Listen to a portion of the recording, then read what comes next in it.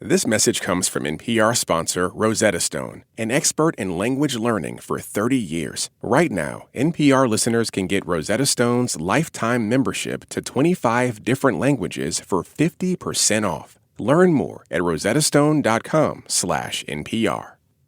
Just a heads up, this episode contains some adult language. You're listening to Code Switch. I'm Lori Lizarraga.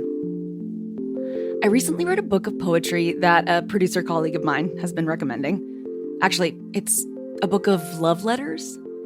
And once I read it, I bought several more copies to share with my mom and my sisters and with Parker, my Code Switch co-host. But for the purposes of this episode, she's the friend I roped in on yet another adventure.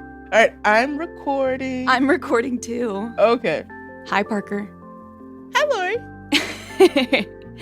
Parker, I have brought you here under the pretense of potentially assigning you some homework. Okay. It's called Falling Back in Love with Being Human by Cheng Thom, a collection of love letters to lost souls, kind of poems, kind of prayers, each trying hard to explore love and harm.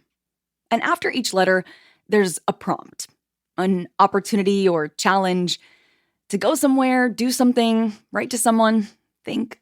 Let's see. Go somewhere you have never been before. Think of a lie you've told about yourself. Design and perform a ritual to release something from your life that you love. Write a letter of forgiveness to someone. That someone can be yourself. Adorn your body with something beautiful. Build an altar of offerings to your ancestors. What do they need? Write a letter to someone you loved who didn't love you back. Go somewhere beautiful and burn the letter. Treat yourself to something nice. Oh my God, this is when I can finally write that letter to Oscar Isaac I've been dreaming of. Okay, wow, you had somebody like top of mind. What? We were destined to be. Never let someone's wife get in the way of the love of your life. Read this one, Parker, that gather some small pieces of paper. Wait, which one is that one? Oh, here we go. Gather some small pieces of paper. On each piece, write down one thing that you like about the world. Fill a jar with dried flower petals and your pieces of paper. When you are feeling down, pull one of the pieces of paper out of the jar to remind yourself of what you love about living. Ooh, that's... I mean, in the current climate, it feels very difficult to amass enough pieces of paper to fill a jar. Does it? A little bit. I mean, we do news for a living, Lori. So, of course, that had to be Parker's homework. To write down enough things she likes about the world to fill a jar with. But I mean, the book is called Falling Back in Love with Being Human. And then it also makes me realize that maybe I'm not in love with being human at the moment. And that really got me thinking about the author of this book, Cheng Thom. She, like Parker, needed to find her way back to love, to build a bridge back to hope. And isn't that where so many of us are at right now? With all that's going on in the world, it's easy to feel like humanity is beyond help. That everyone and everything is just bad. So I guess I just wanted to know, what does falling back in love with being human even look like? Did she do it? Can we? First of all, thank you so much for doing this with us. Oh my God, thank you for having me. NPR, I feel like such a star. I learned very quickly that Kai contains multitudes. I'm Cheng Thom. I use she and her pronouns. I am a transsexual. I have a savior complex, which is why I do all the things I do. Kai is, of course, an author. She's Chinese-Canadian, a former social worker, clinical hypnotherapist, intimacy educator, conflict resolution practitioner, essentially a conflict coach. Like I said, multitudes. I do a lot of work around trying to heal ruptures or wounds inside of particular groups or communities. And then I'm also a writer. I write a lot about conflict. I write a lot about human beings and like the intersection between those two things. How do you support your soul to survive even while like coming into contact with some of the least savory aspects of oneself and other people, you know? I feel like that's a question I have for you in all of that work. Right. Well, I wrote the book to try and answer that question, and I'm not sure there's like a concrete answer. You know, I think soul survival is very much about refusing to see oneself or others as political objects.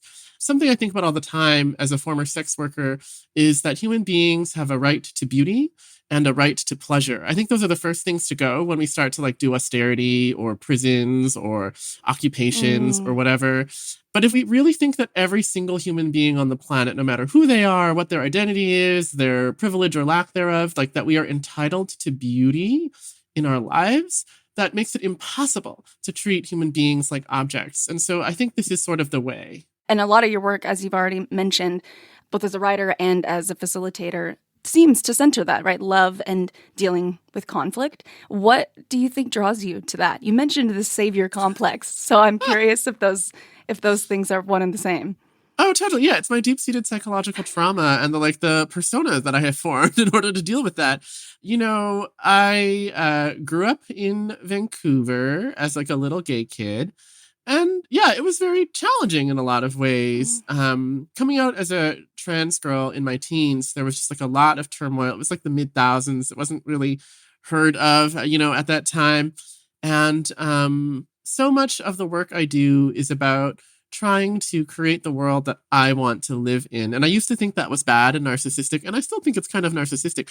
But I also think that, if everybody was doing that more honestly, like trying to create the world that they want to live in, then at the very least, we'd have clearer communication about what is going on. How do you approach conflict now? Has that changed a lot over the course of your work and your writing?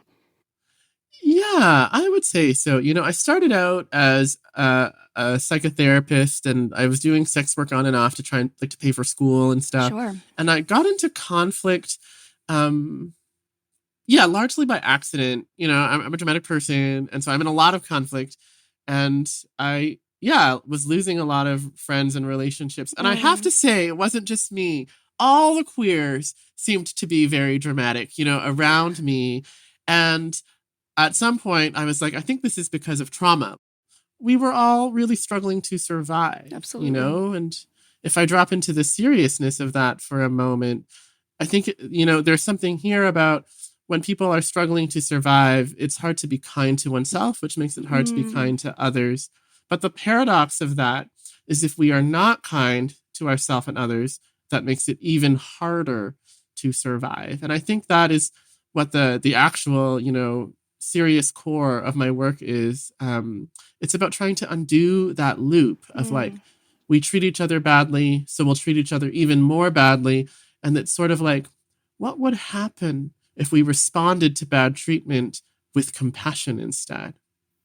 So tell us about falling back in love with being human then, because it sounds like that is sort of a really good description of that book. So falling back in love with being human is very much like an exploration of this question. What if we responded to people's hatred with love? Which for me is like a very fraught question. I think it's a very fraught question for most people. Yeah. Because I think in today's day and age, we're not in the 70s. The flower child movement is over firmly. And people are like, well, if you respond to people's hatred with love, then they'll just keep hating you and kill you. Right? And sometimes that's true. And so, the inquiry in the book is like, is there a way to do compassion in love that is still preserving ourselves and our lives, and holding on to whatever like kind of magic and power there might be in love and compassion? And the impetus for starting to write the book was this moment in 2021 when, a little known author called J.K. Rowling made a public statement about her feelings on trans people and trans rights. And I wrote an open letter in response, but she never answered. She may never have seen it also. And then I was like, I like this letter thing. I think I'm going to keep on writing letters. And that is how the book came to be. Will you tell us a little about the letter for those who haven't read it? Yes, for sure. So, I am a still am sort of a spoken word poet. And so the letter to J.K. Rowling is like in poetic format. It's like, Dear J.K. Rowling. And then it's a series of sentences that are reflecting on like all of the sentiments and morals that she writes about in Harry Potter, but like focusing them on this trans thing, right? Like what's interesting about Harry Potter is that J.K. Rowling writes a lot about like how fear can turn us into the monster that we don't want to be, and how we should do the thing that is hard instead of the thing that is easy. And I'm like, J.K. Rowling, like, what is going on with you? Like, you know, the letter is very much about like, you know, if you fear death, you might become, you know, a noseless Voldemort person. And, you know, also if you fear trans women, you might become the most famous trans exclusionary feminist in all of Britain. Wow, so you feel like it was a mirror. It was, absolutely. And it's very ironic, you know? So that's the ask. And I think the compassion part comes in where in the early days of J.K. Rowling being, you know, vocal about her feelings, she spoke a lot about her experience as a survivor of domestic violence. And so, you know, the compassion, you know, that I want to tap into is that her fear comes from a real place. Absolutely. She is a survivor. And then, you know, that the challenge is, how can we not allow our fear to make us cruel? Why turn to love in that context? Because it's about mirrors. Like, you know, J.K. Rowling is a survivor. And, you know, based on what she's said in the public, my own conclusion is that her fear has turned her into someone who is doing transphobic things. And then because I fear that, you know, she's a very powerful person. Because I'm afraid of that. It would be easy for me to be like, oh, well, you stupid bitch. Like, it would be really easy for me to dehumanize her in response. And I think that's very understandable. But for me, I just want the hatred to stop in my body. Like, I actually don't want to be the mirror. I want to be something else.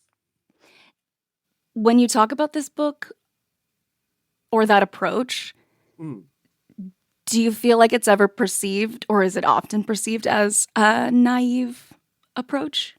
All the freaking time. Yeah, naive, offensive sometimes even, you know, traitorous. Wow. Yeah, and I understand. I get why that is. I think the really tricky piece for people is that choosing love or compassion doesn't have to mean choosing self-destruction.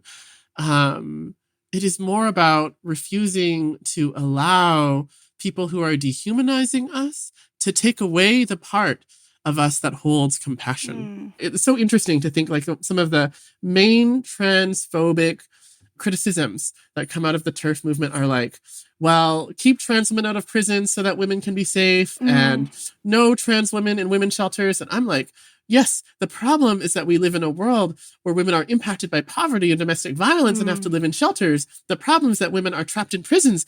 And like, if we could just get some solidarity on that, maybe we actually could make a world where we didn't have to have this argument, because not so many women would be living in shelters and there would not be prisons with women in them. Kai, you write a lot about love and forgiveness to people who maybe probably haven't asked for it from you. Yeah, it's true. It's true. Why? If I really dig deep for that answer, I think it's because that's what I would want people to do for me. Like, it's always possible to lose our way.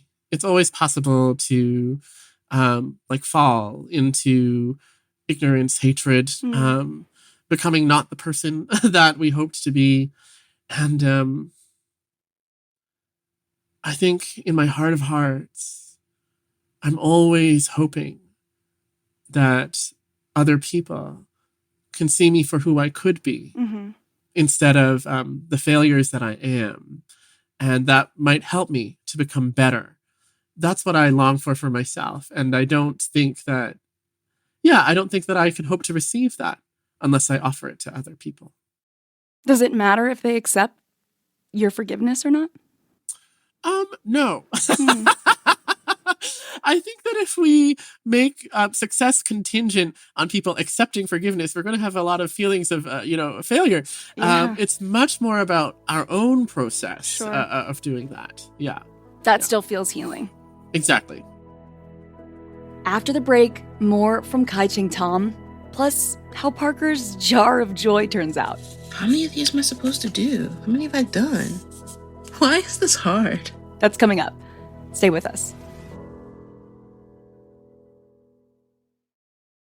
This message comes from NPR sponsor Twilio. Revolutionize customer engagement with Twilio's customer AI technology. Built with Twilio, a CPaaS market leader, and Twilio Segment, the #1 CDP for 2022 Market Share IDC report. Customer AI unifies real-time customer data with living customer profiles so you can work with every individual like they're your only customer. Build better customer relationships today. Visit customerai.com to learn more.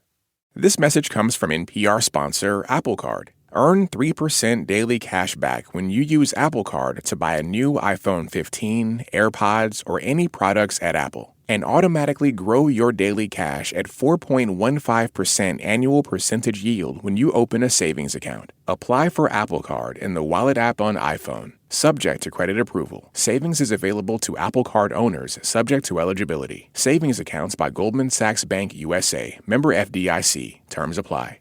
This message comes from Meta for Work. It's not just sci-fi anymore. Virtual and mixed reality are transforming how business works. Architects can use mixed reality to walk through buildings that aren't even built yet. People from around the world can work shoulder to shoulder in virtual spaces, and all sorts of professionals are getting hands-on training in safer, more cost-effective virtual environments. Meta for Work. Work smarter, closer, safer together. Learn more at forwork.meta.com. This message comes from NPR sponsor Teladoc Health. There are lots of reasons for wanting to be healthy. Family, work, living a fuller life. Teladoc Health understands. Whether you have diabetes, high blood pressure, or just need to manage your weight, Teladoc Health can help. Visit teladochealth.com/what's your why for more information. That's TELADOC health/what's your why. Lori. Mostly Lori, with a Parker cameo. Code switch. We've been talking to Cheng Thom, author of Falling Back in Love with Being Human, a beautiful book that is a collection of love letters, particularly to the people who have felt harm and to the people who have done the harming, often one and the same.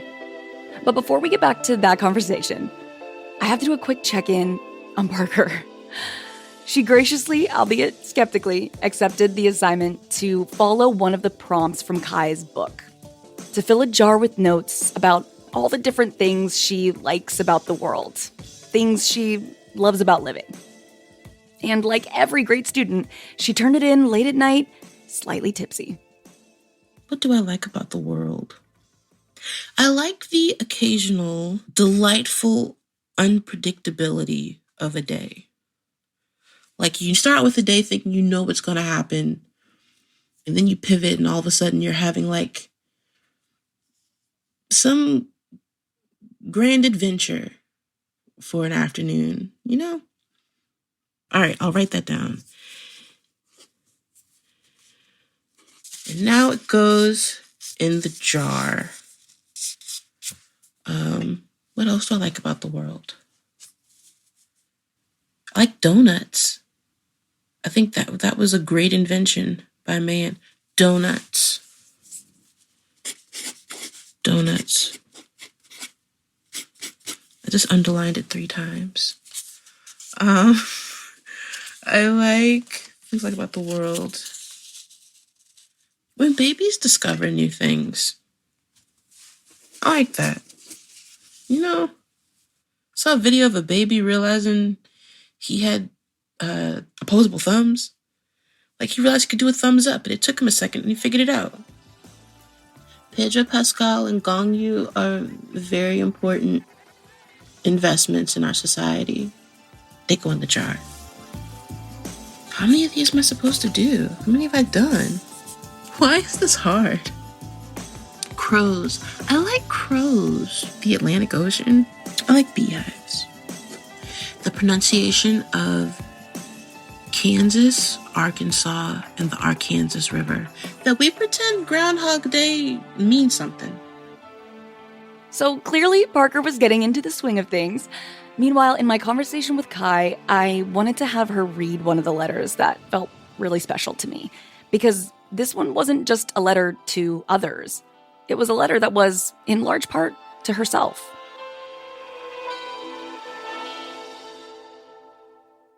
Do you mind opening to the ones whose bodies shall shake the heavens? To the ones whose bodies shall shake the heavens. Dear trans women, the only way to live as a being cast as irrevocably monstrous is to embrace a monster's power. The power to inspire awe, horror, unbidden desire. A monster is a creature made of the truth no one else dares to speak. A monster is a being beyond fear. Dear trans women, when they come bearing torches, remember that you are a being born of flame, and every moment you love yourself is a moment they can never take from you. Dear trans women, we are the original witches, the reincarnations of the ones they burned. Lesser outcasts will turn against you to save themselves. Forgive them, for they know not what they do. Never forget, a lineage of monstresses stands behind you and stands proud. Dear trans women, blessed are the hideous, blessed are the horrifying, blessed are the cursed, blessed are the unforgiven, the forgotten, the ones who must not be loved. Blessed are the mad, for our bodies shall shake the heavens.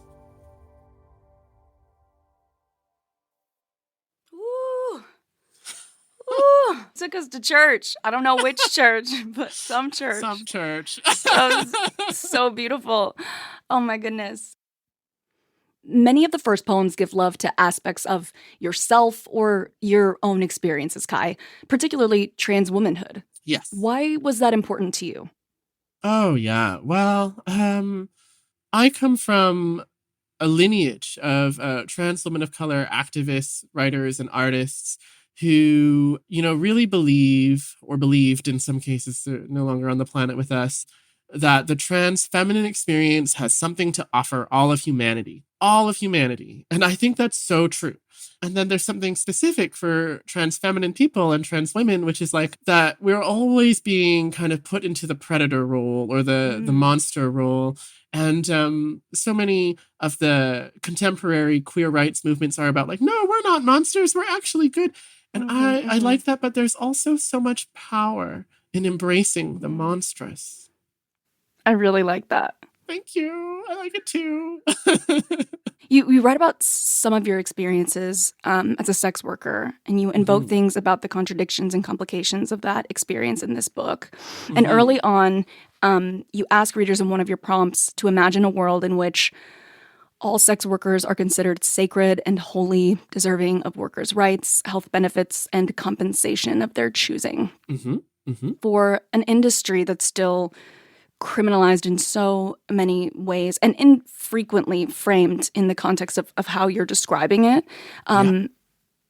Did you expect this prompt to be challenging for readers? I did. Maybe not some of like the diehard audience of mine who are like kind of used to me now, or who are sex workers, but this is my first book with a major publisher. And I was like, oh, probably a lot of people are going to read the work who have not encountered this before.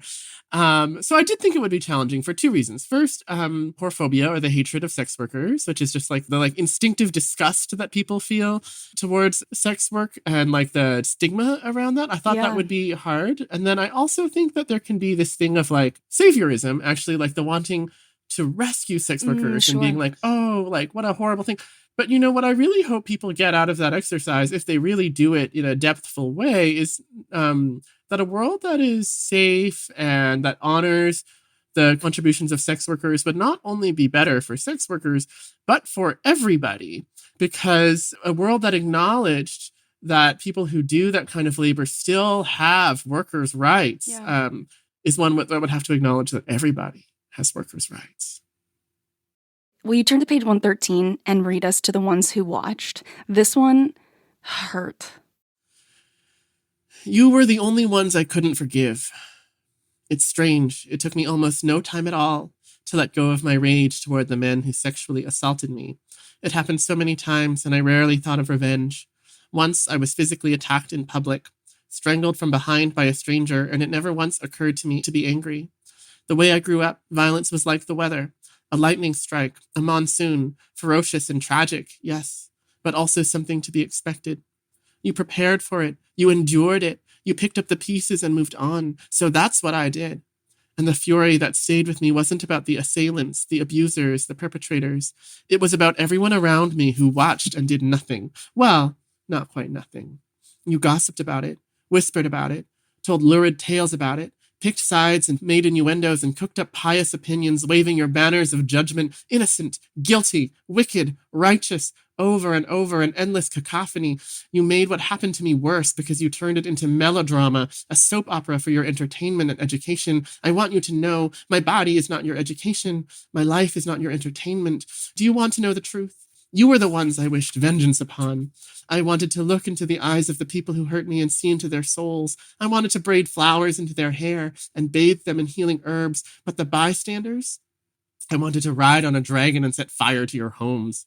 I wanted to plant my teeth in the earth so that hydras would spring up to come after you. I wanted you to feel how I felt, consumed by an insatiable, burning demon to whom my personhood never mattered. You, the clamoring, hungering mob, multi-headed and faceless, you were the beast that stalked my nightmares. And every time another celebrity is convicted in the court of #MeToo and the crowd goes wild, I want to scream, where were you and your righteousness when those girls were being raped and killed? Where were your demands for social change and justice before the attack, while the violence was still happening? Where were all my activist friends when I was being groomed and used and lied to and tortured? Where were you then? Only to remember all the times I also did nothing. The time when I was 19 and one of my best friends told me he'd thrown his boyfriend down the stairs and I did nothing. The time when another friend punched his partner in the ribs at a party and we did nothing.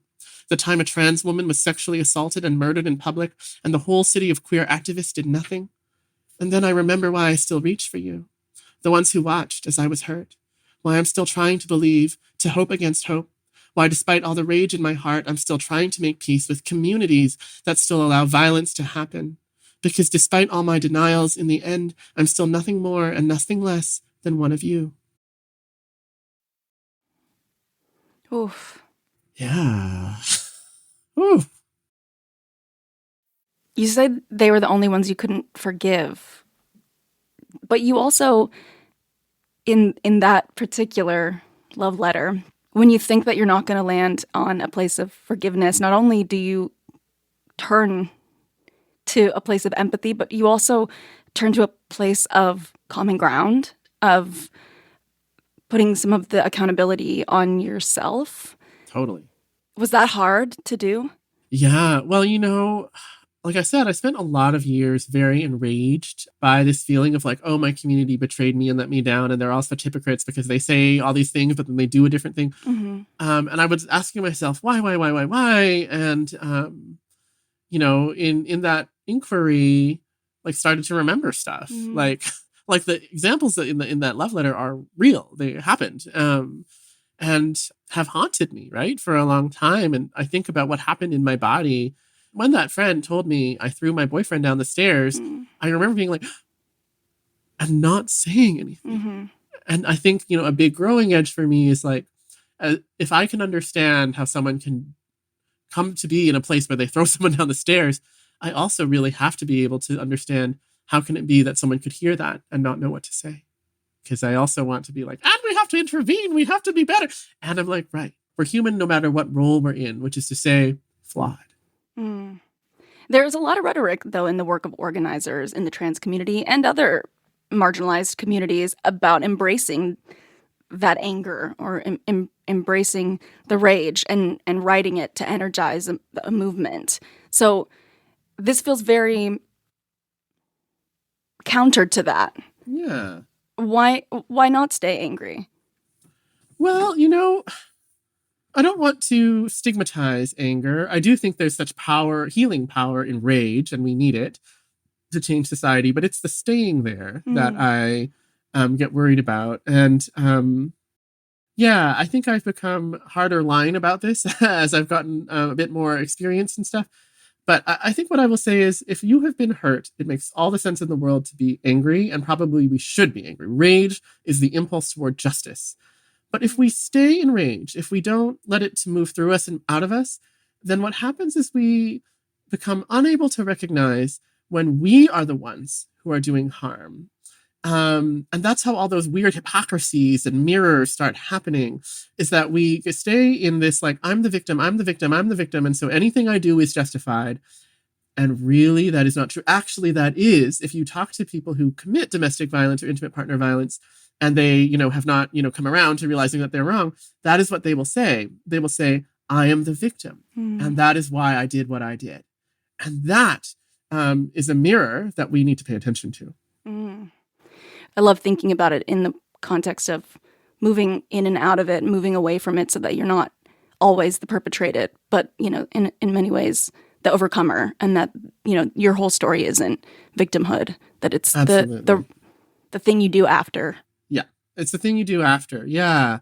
And I think, we want to make a lot of space and time for this, right? Like, I think we can get weird and victim blamey or victim shamey if we're like, well, why haven't you healed yet? Absolutely. And like, you sort of, healing takes a long time, and we don't have to forgive necessarily someone who has harmed us, but I think we do have to really, the big part of forgiveness is like forgiving ourselves, being a person who has experienced harm. Yeah.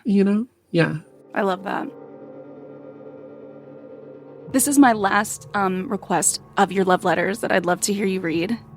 To the ones this world was never made for.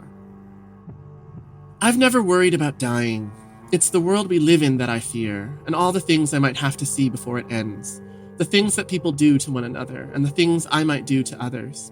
I read in a book that when lightning strikes a person, it leaves Lichtenberg figures on their skin, scars in the shape of electric currents. The lightning still lives inside them, and sometimes it changes their personality.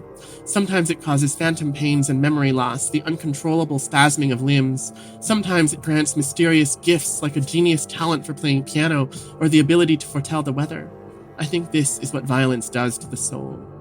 The other day, I watched a stand-up comedy special in which the comedian told joke after joke about how trans people are apparently harming our allies and our own by fighting for our human rights. It wasn't very funny, but it did make me cry.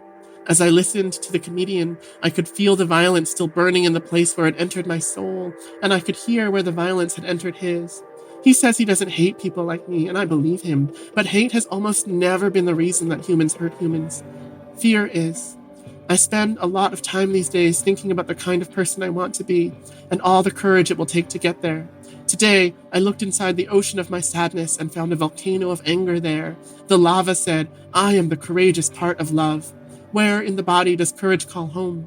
The same place where lightning lives. Coeurs is Old French meaning heart. Rage is Old French meaning fury. What does that tell us about what it means to be brave? Choosing love is a practice. Every day it takes all my strength. Still, I believe in this body, this soul, this fallible flesh that still burns with wanting. Somewhere, after the lightning strikes, there will be a world for us.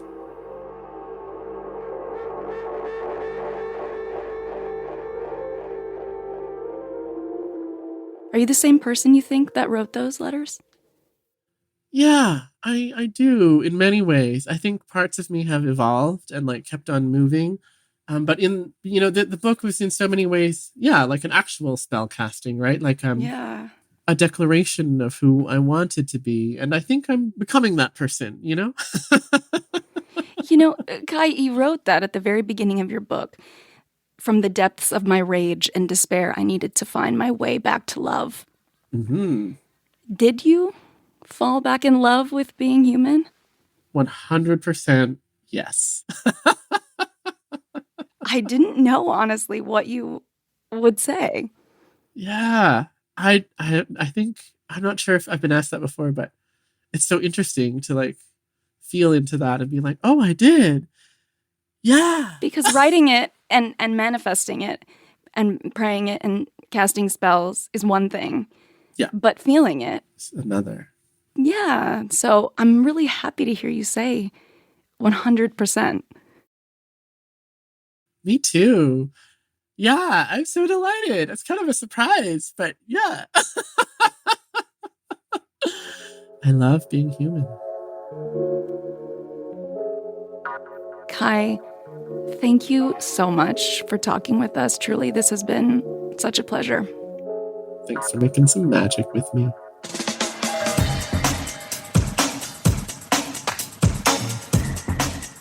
right, so if I shake this up, and when the world's got me down and it's bummed me out just enough, I can close my eyes, pick up a piece of paper, and open it. And the thing that brings me joy in the world is babies discovering new things.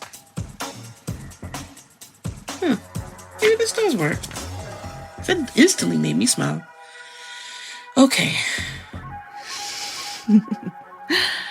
And that's our show. You can follow us on Instagram at NPR Code Switch. If email's more your thing, ours is codeswitch@npr.org. And subscribe to the podcast on the NPR app or wherever you get your podcasts. We want to take a minute to say thank you so much to our Code Switch Plus supporters and anyone listening who donates to public media. After all, public media means that you, the public, support it.